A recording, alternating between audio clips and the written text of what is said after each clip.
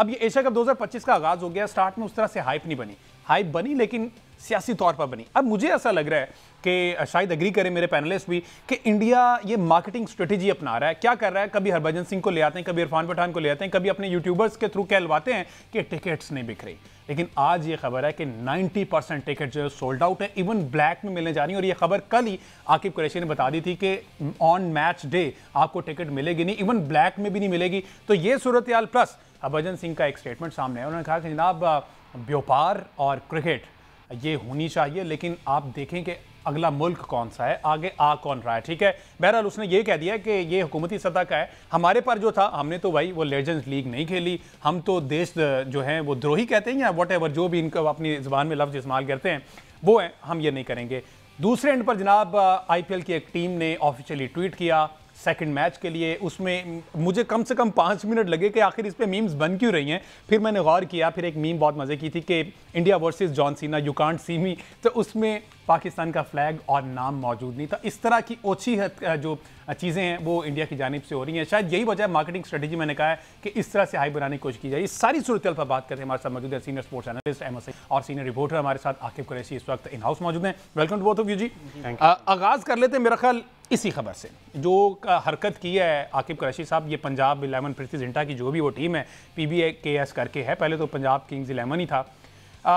पाकिस्तान का नाम इतना डरते हैं, इतना खौफ है वहाँ पर लोगों को बीजेपी के गुंडों से कि नाम और फ्लैग, इवन मुझे तो ये समझ नहीं आ रही कि जो प्लेयर्स प्रेस कॉन्फ्रेंस में नेम पाकिस्तान यूज़ करते हैं, इनको ये कैसे अलाउ किया गया? क्या खबर है, वैसे मार्केटिंग स्ट्रेटेजी है या फिर बाकी बीजेपी के गुंडे जो हैं वो हाथ में वो तलवारें लेके खड़े कि जिसने पाकिस्तान का नाम लिया ऐसा वैसा हो जाएगा?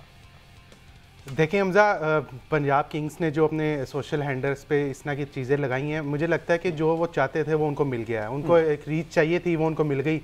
वो रीच अब जिस तरह की भी नेगेटिव सेंस में अगर चाहिए थी वो भी उनको मिल गई, तो एक होना ही था। ये एक अंडरस्टूड सी बात है। जिस तरह इंडियन जो है वो हमसे कई ज़्यादा जज्बाती हैं और कई ज़्यादा जो है वो पागलपन में भी काफ़ी ज़्यादा आगे हैं, तो उनमें ये चीज़ काफ़ी ज़्यादा पाई जाती है। मुझे तो ये सारी सिचुएशन देख के ना एक सवाल मेरे जहन में आ रहा है कि व्हाट इफ़ पाकिस्तान ने इंडिया को हरा दिया।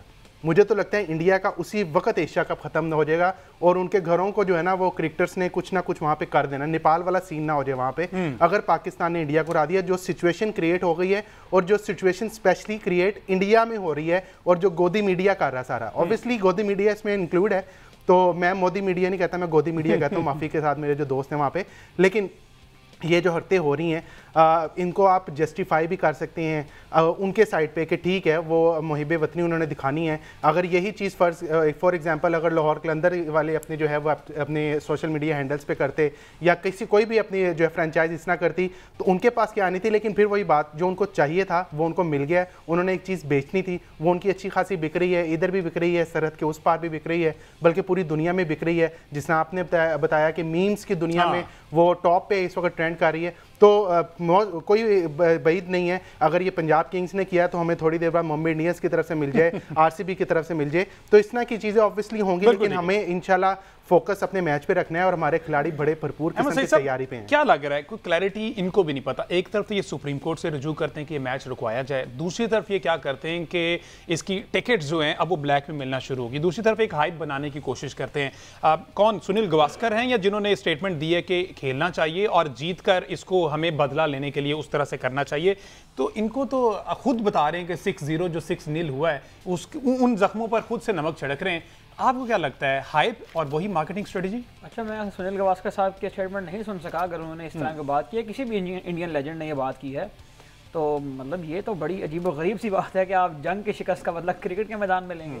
और अगर क्रिकेट के मैदान में आपने बदला लेना है तो फिर आए खेलें, क्यों आप कह रहे थे कि हम इसका बाइकआउट करेंगे? और जब आप वहाँ पर खेलने पहुँच गए हैं और आपको मैच पाकिस्तान के अगेंस्ट खेलना है, तो फिर क्यों इस तरह की हरकतें, ये बचगाना हरकतें होती हैं, ये छोटी जहनीत होती है।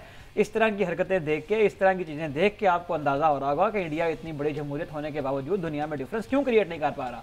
इंडिया इतने वसाइल होने के बावजूद अपने आप को क्यों उस लिस्ट के अंदर नहीं लेकर जा रहा जहाँ पर ये एक बड़ा मुल्क कंसिडर हो दुनिया के अंदर। ये वो छोटी जहनीत है, ये वो पैटी माइंडसेट है जिसकी वजह से ये खुद भी ग्रो नहीं कर पा रहे। और मैं तो कभी कभी ये समझता हूँ कि इनकी वजह से हम ग्रो नहीं कर पा रहे कि हमारे हमसाए ही इतने थोड़े दिले और इतने छोटे और इतनी छोटी उसके मालिक हैं, जहनीत के मालिक हैं।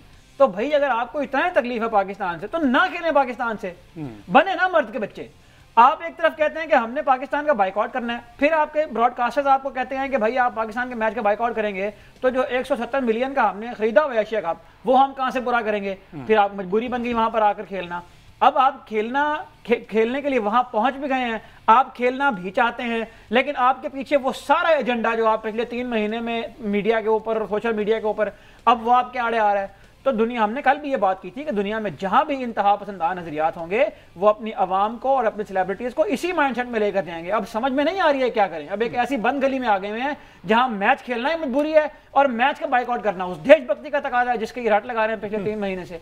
तो मैं तो सिर्फ ये कहूंगा कि ये वो मजे की बात है इंडिया आगे नहीं बढ़ पा रहा, कोई डिफरेंस नहीं क्रिएट कर रहा। मजे की बात ये कि इस पोस्ट के नीचे उनको कमेंट्स ऑफ करने पड़े। इस तरह की मीम्स बन रही थी, बम्बार्डमेंट हो रही थी कमेंट्स की कि उनको वो ऑफ करना पड़ा है। इसका मतलब यही था ना कि अपनी पूरी दुनिया में खुद से तमाशा बनाया, उनको किसी और को तो जरूरत ही नहीं है, इंडिया खुद अपने लिए काफी है। और वो सारी सूरत भी हमारे सामने आकिब। बिल्कुल हमजा, मैं इसमें बात ऐड करूं जो भी अहमद ने ब्रॉडकास्टिंग की है। आपको पता है कि जो इंडिया और हांगकांग का जो मैच हुआ है, जो पहला मैच हुआ है वो हांगकांग का गालबन इंडिया यूएई के साथ मैच हुआ है, उसकी पिच रिपोर्ट किसने दी है? उसकी पिच रिपोर्ट वसीम अकरम ने दी है। इंडिया के मैच की पिच रिपोर्ट वसीम अकरम दे रहा है। अब जो सारा जो ब्रॉडकास्टिंग का एक वसीम अकरम साहब को हेलमेट पहनाना था ना वहां पे। जो ब्रॉडकास्टिंग का सारा ये जो सिलसिला होता है ये प्री प्लान्ड होता है। ब्रॉडकास्टर्स बताते हैं भाई हमें इस बंदे से पिच रिपोर्ट चाहिए, हमें ये शारजा का ट्राई नेशन सीरीज हुई, वहां पे ब्रॉडकास्टर्स ने स्पेशल कहा कि हमें सलमान बट से पिच रिपोर्ट करवानी है बाजिद खान के साथ। ठीक है, ये प्लान होता है। अब ब्रॉडकास्टर्स किसके हैं? इंडिया के हैं। इंडिया ने किसको पकड़ा? पाकिस्तानी को। किस मैच में पकड़ा? इंडिया के मैच में। भाई अपने अंदर थोड़े से गट्स पैदा करें, सारी चीजों से बाहर आ जाएं या चुप करके अपने मुल्क में बैठ के मैच अगेन वही बात ना कि मार्केटिंग स्ट्रेटजी है, ये हाइप बनाने की नाकाम कोशिश कर रहे हैं और हाइप ऑलरेडी बनी हुई है। इस टूर्नामेंट के स्टार्ट होने से पहले 6-0 की हाइप जो बनी हुई है वो इंशाल्लाह 14 सितंबर को भी वो हम कंटिन्यू करेंगे। उसके बाद 21 सितंबर और फिर अगर आप पहुंचते हैं तो वो 29 सितंबर को भी जनाब हम इस काबिल होंगे कि जनाब वो हम इसको कंटिन्यू कर सकेंगे। बहरहाल लेट्स सी क्या बनता है इसमें फर्दर आगे चल के। अच्छा, वो क्विकली जरा हरभजन सिंह वाला स्टेटमेंट अगर आप दोनों ने सुना होगा आके, बल्कि एग्जैक्टली आपको तो पता है। अब उन्होंने कहा कि हमने तो अपना फर्ज पूरा कर दिया, हमने लेजेंड्स लीग से बायकॉट कर दिया, हम इनके खिलाफ नहीं खेले, लेकिन अब इनका खेलना और सरकार का मामला है, इसमें हम कुछ नहीं कह सकते। व्यापार और खेल जो है वो सरकार का। बायकॉट करके फिर पॉइंट की भीख क्यों मांग रहे थे? हाँ, फिर पहुंचे भी कि एक पॉइंट एटलीस्ट हमें देने। जी, क्यों बर्मिंघम में आपने छुपके से 4 क्रिकेटर्स ने WCL की मैनेजमेंट से मुलाकात की थी, बजी पाजी। हाँ। आपने छुपके बगैर मीडिया को बताए बर्मिंघम के होटल में, अगर कहते हैं मैं होटल का जो है वो रूम नंबर भी बता देता हूँ, वहां पर क्यों मुलाकात की थी कि हमें 1 पॉइंट दे दें?